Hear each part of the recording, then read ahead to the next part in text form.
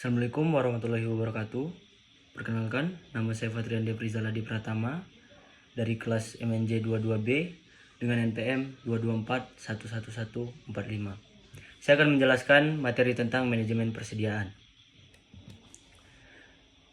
Manajemen persediaan merupakan pendekatan sistematis untuk memperoleh, menyimpan, dan mengambil keuntungan dari aset non-modal atau bahan baku dan barang jadi dengan jumlah stok yang tepat, di tempat yang tepat, pada waktu yang tepat, dengan biaya yang tepat.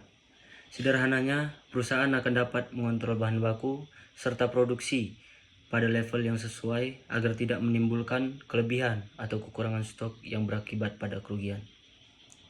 Persediaan merupakan salah satu aset perusahaan yang sangat berhubungan dengan penjualan maupun tingkat produksi, sehingga jika ada masalah menyangkut mengenai persediaan akan langsung berpengaruh terhadap kerugian bisnis. Oleh karena itu, penting bagi kita untuk mengetahui manajemen persediaan. Ada beberapa faktor yang mempengaruhi persediaan, yaitu yang pertama, jumlah dana yang tersedia akan mempengaruhi pembelian persediaan. Yang kedua ada lead time, waktu tunggu barang yang dipesan. Yang ketiga ada frekuensi penggunaan. Semakin sering digunakan, maka jumlah persediaan semakin kecil. Lalu yang keempat ada daya tahan persediaan. Persediaan dengan daya tahan pendek seperti buah dan sayur harus segera dijual. Yang kelima ada bencana, yaitu persediaan juga dipengaruhi dengan bencana, misalnya bencana alam, wabah, atau bencana yang disebabkan oleh manusia seperti kebakaran. Lalu yang keenam ada tingkat penawaran dan juga tingkat permintaan. Ada cara menentukan biaya persediaan, yaitu yang pertama ada metode FIFO atau first in first out. Pada metode FIFO ini, barang yang pertama kali dibeli adalah barang yang pertama kali dijual. Karena itu, metode ini sesuai dengan arus biaya yang aktual. Metode ini juga adalah metode yang paling sering digunakan dalam penilaian persediaan. Metode ini juga adalah metode yang menyelesaikan persediaan barang yang akan keluar tentunya akan sesuai dengan kegiatan produksi yang nilainya kurang lebih sama harga yang pertama kali masuk. Yang kedua ada metode LIFO atau last in first out, yaitu berbeda dengan FIFO. Metode LIFO ini adalah sebuah metode pencatatan persediaan untuk mencatat persediaan yang terakhir dibeli akan dijual terlebih dahulu, sedangkan persediaan yang pertama kali dibeli akan dikeluarkan di kemudian hari. Yang ketiga ada average, yaitu metode average ini adalah metode yang biasa digunakan untuk melakukan perhitungan biaya per unit persediaan dengan cara tata yang tertimbang.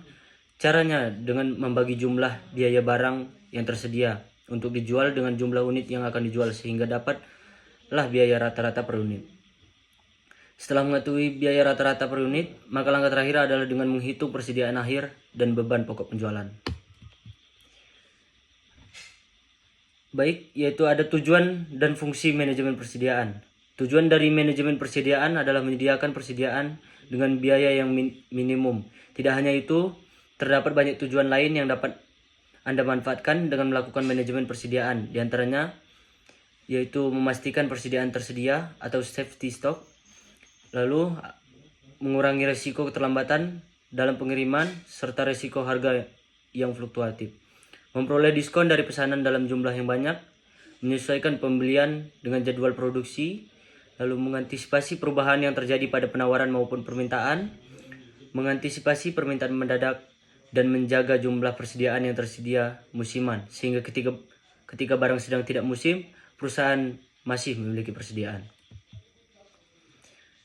Metode manajemen persediaan. Ada economic order quantity, merupakan salah satu manajemen persediaan. EOQ adalah jumlah pemesan paling ekonomis. Maksudnya, jumlah pembelian barang yang dilakukan oleh perusahaan adalah sesuai dengan pesanan yang diterima. Jadi dapat meminimumkan jumlah pemeliharaan barang dan biaya pemesannya. Lalu ada periodic review. Pada metode ini, yang harus Anda lakukan adalah memesan barang persediaan dengan jangka waktu interval yang sama. Pertama, yang harus Anda lakukan adalah membuat jadwal pemesan barang. Pemesan barang dilakukan sesuai dengan jadwal yang telah dibuat, sehingga biaya yang akan dikeluarkan dapat diperkirakan sebelumnya. Lalu ada Material Recruitment Planning atau MRP, yaitu perencanaan dan pengendalian persediaan untuk menjamin material atau bahan baku selalu tersedia untuk memenuhi kebutuhan. Lalu ada Just in Time atau JIT. Lalu ada metode ini merupakan metode di mana perusahaan tidak menyetok dan tidak memiliki persediaan. Just in Time berasumsi jika perusahaan tidak memiliki persediaan, maka perusahaan tidak memiliki biaya atau beban atas persediaan. Berbagai teknik manajemen persediaan. Stock review. Jenis manajemen persediaan ini biasanya sangat menarik bagi usaha kecil. Ini melibatkan analisis barang yang teratur versus apa yang Anda proyeksikan di masa depan. Ada juga analisis ABC, lalu metode just in time, ada kuantitas pesanan ekonomis, dan jumlah pesanan minimum. Ada beberapa jenis dari persediaan, yaitu yang pertama ada barang mentah, yang kedua ada barang dalam proses, lalu yang ketiga ada barang pemeliharaan, perbaikan atau operasi maintenance, repair, and operation.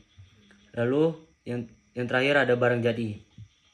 Jadi kesimpulan dari manajemen persediaan adalah bagian penting dalam operasi perusahaan yang melibatkan pengendalian aset atau aktivitas yang digunakan dalam proses produksi atau yang disimpan untuk kemudian dijual di dalam operasi bisnis.